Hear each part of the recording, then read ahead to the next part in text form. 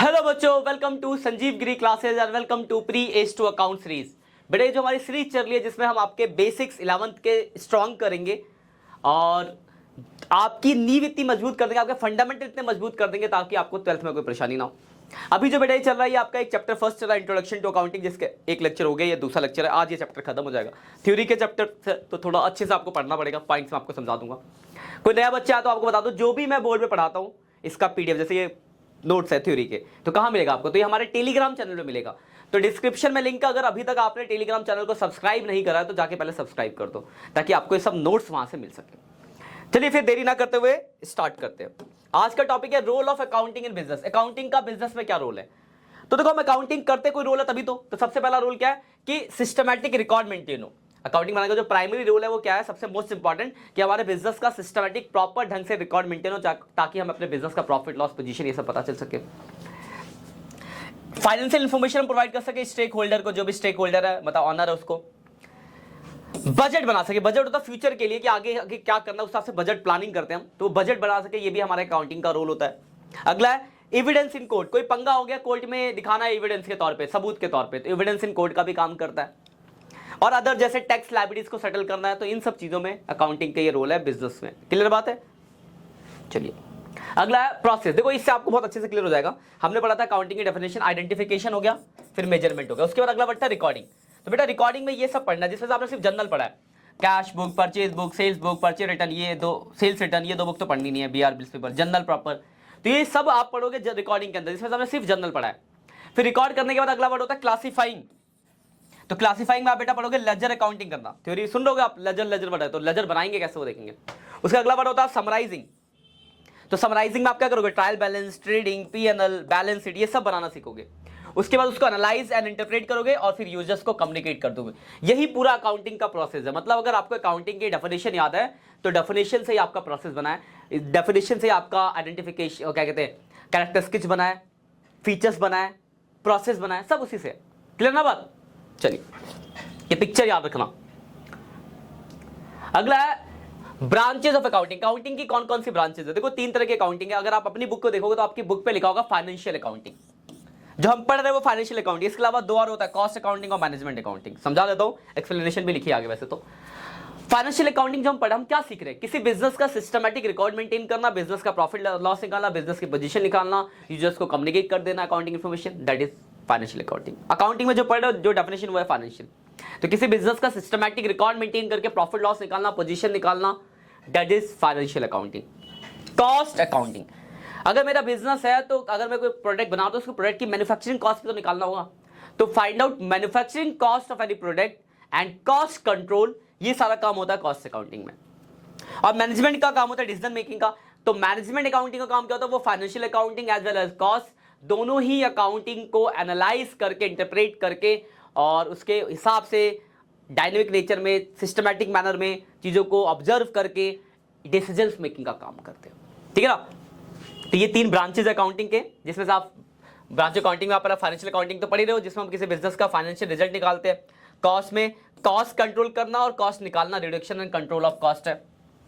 और तीसरा management, the branch of accounting is set address to need to be single user group, that is the management that enable to management for gather information related to the fund, cost, profit, etc., which enable them to take proper decisions। तो ये क्या है basically समझो, दोनों ही accounting की information को analyse करके बिजनेस का के लिए डिसीजंस मेकिंग का जो भी काम होगा, डिफरेंट डिसीजंस होते हैं, वो सारा काम आपका किसका होता है? मैनेजमेंट का होता है। जिसमें से आप सिर्फ अभी फाइनेंशियल अकाउंटिंग पढ़ो, शॉर्ट नोट में आप जान सकते हैं इसको। इसका अगला है अकाउंटिंग इन्फॉर्मेशन। तो अकाउंटिंग इन्फॉर्मेशन का मतलब क्या है? वो स्टेटमेंट जो अकाउंट से रिलेटेड इन्फॉर्मेशन बता रही है, दैट इज अकाउंटिंग इन्फॉर्मेशन। हम उसको फाइनेंशियल स्टेटमेंट भी कह सकते हैं। फाइनेंशियल स्टेटमेंट क्या, जो बिजनेस की इन्फॉर्मेशन को बताता है, वही अकाउंटिंग इन्फॉर्मेशन है। तो आप देखो अकाउंटिंग इन्फॉर्मेशन पे क्या है, types of accounting information. Business का प्रॉफिट सरप्लस, क्या क्या इन्फॉर्मेशन देता है बिजनेस का? एक तो प्रॉफिट और सरप्लस बताएगा, फाइनेंशियल पोजीशन बताएगा और कैश फ्लो बताएगा। कैश फ्लो क्या होता है आप आगे पढ़ोगे, बिजनेस में कितना पैसा आ रहा है, कितना जा रहा है, 12th में पढ़ना आपको। तो ये सब है आपका प्रॉफिट, सरप्लस, फाइनेंशियल पोजीशन और कैश फ्लो, ये सारी चीजें बताते हैं, दैट इज अकाउंटिंग। इतने टाइप्स के अकाउंटिंग इन्फॉर्मेशन आपको बतानी होती है, प्रॉफिट से रिलेटेड, बिजनेस के फाइनेंशियल पोजीशन से रिलेटेड और कैश फ्लो से रिलेटेड। क्लियर बात? अब अगला ये क्वेश्चन बहुत इंपॉर्टेंट है, क्वालिटेटिव कैरेक्टरिस्टिक्स। तो याद रखना कैरेक्टर स्केच अलग था, यह है qualitative character sketch of accounting. मतलब अगर आपने एक बिजनेस की फाइनेंशियल अकाउंटिंग बना रखी है तो उसमें क्या क्या क्वालिटी होती है, तो 4 क्वालिटी है, रिलायबिलिटी, रिलेवेंस, अंडरस्टैंडेबिलिटी और कंपेटेबिलिटी। पहला वर्ड इसमें से देखो रिलायबिलिटी। रिलायबिलिटी का मतलब होता है भरोसे लायक, मतलब अकाउंटेंट अकाउंटिंग एविडेंस और वाउचर्स के बेस पे बनाए ताकि उस पे लोगों को भरोसा हो सके। जैसे एग्जांपल फॉर मान लो मेरे पास ये वॉच है, ठीक है ना, तो मैंने कहा देखो भाई ये वॉच मैंने ना 10,000 रुपए की ली है। तो किसी बच्चे का सर कैसी बात करते हो, संडे बाजार में तो 100 रुपए में मिलती है। तो मैं उसको कैसे भरोसा दूं, तो मैंने क्या करा, मैंने कहा भाई ओरिजिनल है, नहीं मान रहा, तो मैंने उससे ना बिल दिखाया, देख बिल 10,000 रुपए का, मान जाएगा। तो एविडेंस और वाउचर्स, मतलब एविडेंस दिया मैंने। तो ये कि पहला रिलायबिलिटी, मतलब अकाउंटिंग जो हो, अकाउंटिंग इस हिसाब से बनाए कि वो एविडेंस और वाउचर्स के बेस पे हो ताकि लोगों को उस पर भरोसा हो सके। दूसरा रिलेवेंस, काम की बातें। सपोज करो आप मेरे पास पढ़ने आए, आज है मैंने आज अपने एक कॉलेज की कहानी सुनाई, आप बहुत हंसे, आपको मजा आया कि सर ने अपनी कहानी सुनाई। फिर 2 दिन बाद फिर दोबारा आए पढ़ने, तो मैं अपने किसी दोस्त की कहानी सुना रहा हूँ। अगली बार आए फिर मैं कोई कहानी सुना रहा हूँ। तो 1-2 दिन तो आपको अच्छा लगे, लेकिन मैं बार बार अगर वही कहानी सुनाता रहूँ तो यार सर को हम फीस देते हैं अकाउंट्स पढ़ने की, कहानी सुना के चले जाते हैं। तो क्या मैं आपको रिलेवेंट इंफॉर्मेशन नहीं दे रहा। तो अकाउंट की दूसरी क्वालिटी यह है कि उसमें सिर्फ रिलेवेंट काम की इंफॉर्मेशन होनी चाहिए।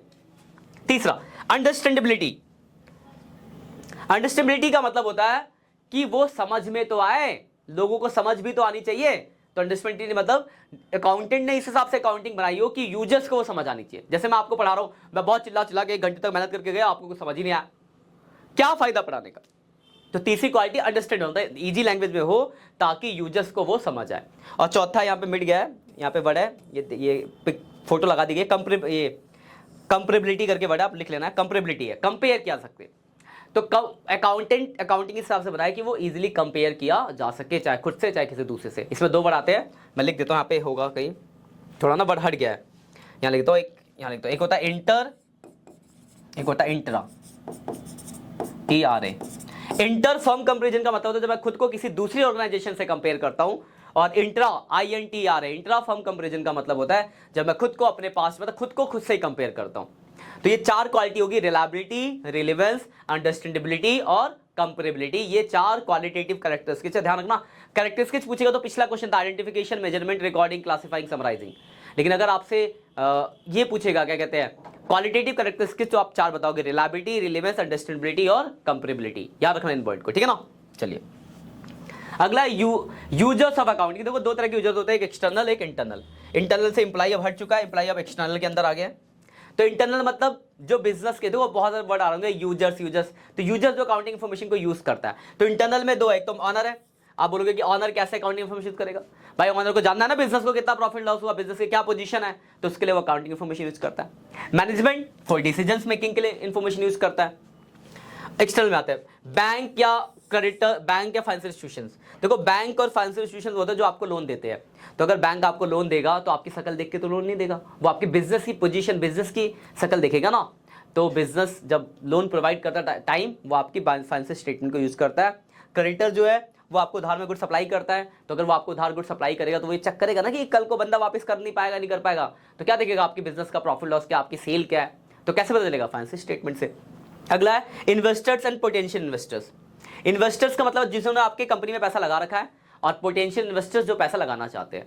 तो अगर एक आप बताओ, आप अगर किसी कंपनी में पैसा इन्वेस्ट करोगे तो क्या कंपनी पे नजर नहीं रखोगे, देखोगे नहीं, एनालाइज नहीं करोगे, बिल्कुल करोगे, देखोगे कैसी कंपनी, अच्छी कंपनी तो पैसा इन्वेस्ट करोगे, या लगाना चाहते हो तो भी पोटेंशियल। तो चाहे आपने पैसा लगाओ चाहे लगाने वाले हो, आप कंपनी की इंफॉर्मेशन यूज करोगे अकाउंटिंग की। तो ये हो गया। अगला है आपका क्रेडिटर, मैंने बताई दिया आपको। ट्रेड यूनियन एम्प्लॉय जो ये था, मैं गलती से आ रहा था एम्प्लॉय। तो जो कंपनी में काम करते हैं वो भी देखते हैं कि अगर कंपनी अच्छी है तो उनका फ्यूचर सेफ है, उनको आगे फ्यूचर ग्रोथ है, फ्यूचर अपॉर्चुनिटीज है, उनकी सैलरी बढ़ेगी, उनको इंक्रीमेंट मिलेगा, इन सब पर्पस के लिए देखते हैं। अगला गवर्नमेंट अपने टैक्स पर्पस के लिए देखता है, और कॉम्पिटिटर देखते हैं कि हाँ यार नजर रखते ना अपने, अब अगर हम अपना बिजनेस करें तो अपने कॉम्पिटिटर पे भी तो नजर रखेंगे कि कैसा चल रहा है उसके हिसाब, हम कैसे चलाए, तो ये सारी चीजें। ठीक, तो ऐसे इंटरनल एक्सटर्नल यूजर होते हैं। ये इनकी एक्सप्लेनेशन आप पढ़ लेना, आपको समझ आ जाएगा। इंटरनल वालों की एक्सप्लेनेशन है। अब देखो सिस्टम ऑफ अकाउंटिंग, तो सिस्टम दो अकाउंटिंग है, एक सिंगल एंट्री सिस्टम, एक डबल एंट्री सिस्टम। आप जो पढ़ोगे पूरे बुक में डबल, आपकी बुक का नाम है डबल एंट्री बुक कीपिंग, हम डबल एंट्री सिस्टम ही फॉलो करते हैं। डबल एंट्री सिस्टम का मतलब है जहां पे हर एक ट्रांजेक्शन के दो इफेक्ट होते हैं, every transaction effect to effect, one account should be debit and other is credit. जहां पे ये double entry system rules of debit and credit को आप फॉलो नहीं करते, वो आपका सिंगल एंट्री सिस्टम है। देखो डबल एंट्री क्या है, it's a complete system of recording transaction in the books of account. इस ट्रांजेक्शन रिवील्स टू एस्पेक्ट, एक अकाउंट डेबिट, दूसरा अकाउंट क्रेडिट। फीचर्स क्या है, तो मेंटेन कंप्लीट रिकॉर्ड मेंटेन करता है, रूल्स और डेबिट एंड क्रेडिट को फॉलो करता है, ensure the every debit have a opposite credit, ठीक है ना। तो इसमें आप क्या कर सकते हो, अर्थमेटिकल आपको एक्यूरेसी पता चल जाती है कि आपने अपना सारी चीजें रिकॉर्ड मेंटेन सही कराया, गलत कर रखा है। ये इसके फीचर्स है। एडवांटेज क्या है, तो ये क्या, record transaction which help in attending the accounting objective, ठीक है। इट इज मतलब क्या, इट इज सिग्निफिकेंट सिस्टम, मतलब एक अच्छा सिस्टम है जो अकाउंटिंग के ऑब्जेक्टिव को मतलब जो है वो फुलफिल कर सके। दूसरा क्या, it is a complete record of transaction as it takes into consideration both debit and credit aspect of every transaction. मतलब क्या, ये एक कंप्लीट सिस्टम ऑफ अकाउंटिंग है जहां पे हम हर एक ट्रांजेक्शन के डबल इफेक्ट दिखाते हैं, मतलब वेरीफाई किया जा सकता है, आपको चीजें क्लियर रहेंगी। तीसरा क्या, इट इंश्योर अर्थमेटिकल एक्यूरेसी। इसमें आपका जैसे ट्रायल बैलेंस बनाओगे तो सीखोगे ट्रायल बैलेंस मैच करता तो यानी आपने सही कर रखा है, वो जानोगे जब मैं ट्रायल बैलेंस पढ़ाऊंगा। तो बताइए क्या करता है, अर्थमेटिकल एक्यूरेसी आप इसमें चेक कर सकते हो आपने कि आपने अकाउंटिंग ठीक करी या गलत कर रखी है। इट डिटरमाइन करेक्ट प्रॉफिट और लॉस, और इससे आपको बिजनेस का सही प्रॉफिट और लॉस पता चलता है, क्योंकि ये हर एक एस्पेक्ट को रिकॉर्ड करके चलता है, ठीक है। इतने बहुत है 4 पॉइंट, ये बाकी पॉइंट पढ़ लेना, कोई पॉइंट लगे दिक्कत पूछ लेना। सिंगल एंट्री सिस्टम क्या है, it is a simple form of book keeping and accounting in the which etch financial transaction is recorded with a single entry in general. यहाँ पे सिंगल डेबिट मतलब रूल्स और डेबिट एंड क्रेडिट को follow नहीं करे, single system account करे। It does not record both aspect, मतलब ये बोथ एस्पेक्ट को रिकॉर्ड नहीं करता। It maintain only personal account, यहाँ पे आप सिर्फ क्या करते हैं, personal account and cash account, ये ध्यान रखना वर्ड। यहाँ पे सिर्फ किसी बंदे का अकाउंट और उससे पैसा मिला तो पैसे, मतलब कैश अकाउंट और पर्सनल अकाउंट मेंटेन होता है यहाँ पे, बाकी सारे अकाउंट यहाँ पे मेंटेन नहीं होते, तो ये डबल एंट्री सिस्टम फॉलो नहीं कर रहा इसलिए। फीचर्स क्या है, स्मॉल साइज बिजनेस के लिए सुटेबल है, कोई मतलब एक तरीके को सिमिलरिटी जैसे जिसको मन करे बनाओ। आप देखो लाला लोग अपनी दुकान पे किताब रखते हैं लिखने का, सिंगल एंट्री हर जगह अलग अलग तरीके, तो कोई रूल रेगुलेशन है नहीं, तो जैसे मर्जी करो। पर्सनल अकाउंट ओनली, यहाँ पे सिर्फ पर्सनल अकाउंट बनते हैं और कैश बुक बनता है, ठीक है ना। एडवांटेज क्या है, तो सिंपल है, इकोनॉमिकल सस्ता है, टाइम कम लगता है, किसी भी एक्सपीरियंस मतलब किसी अकाउंटिंग इन्फॉर्मेशन मतलब आपको अकाउंटिंग की जरूरत नहीं है, आप तो अपनी मर्जी से बना लो जैसे बनाना है। दुकानदार राशन की दुकान वाले कॉपी लिखता है, उस पर लिख देता आपका नाम लिख दिया, ये राशन दिया, ये दिया, दो दिया, और जो पैसा देता है वो लिख देता हो आप। तो यहाँ किसी सिस्टम की रिकॉर्ड की जरूरत थोड़ा है, तो सिंपल है, जैसे मर्जी बना दो। तो ये आपका सिंगल एंट्री सिस्टम है, ठीक है ना। इसी के साथ आपका ये चैप्टर खत्म होता है। इसमें देखो मैं बता दूं आपको इंपॉर्टेंट क्या क्या है जो ज्यादातर पूछे जाते हैं, objective of accounting, limitations, advantage, book keeping और अकाउंटिंग में डिफरेंस, क्वालिटेटिव करेक्टनेस, ये ज्यादातर डायरेक्ट क्वेश्चन पूछे जाने वाले और एक यूजर्स करके। लेकिन ऐसा नहीं कि आपको बाकी नहीं पढ़ना, बट ये ज्यादा रिपीट होते मैं बता रहा हूँ, लेकिन आपको ये पूरा चैप्टर पढ़ना बहुत सिंपल सा, बस नोट्स बना लेना अच्छे से। नोट्स ये रहा आपके, पीडीएफ आपको मिल जाएगी हमारे टेलीग्राम चैनल पे, तो चैनल को सब्सक्राइब कर देना, ठीक है। बाकी मिलते हैं नेक्स्ट लेक्चर में नेक्स्ट चैप्टर के साथ। बाय बाय बच्चों।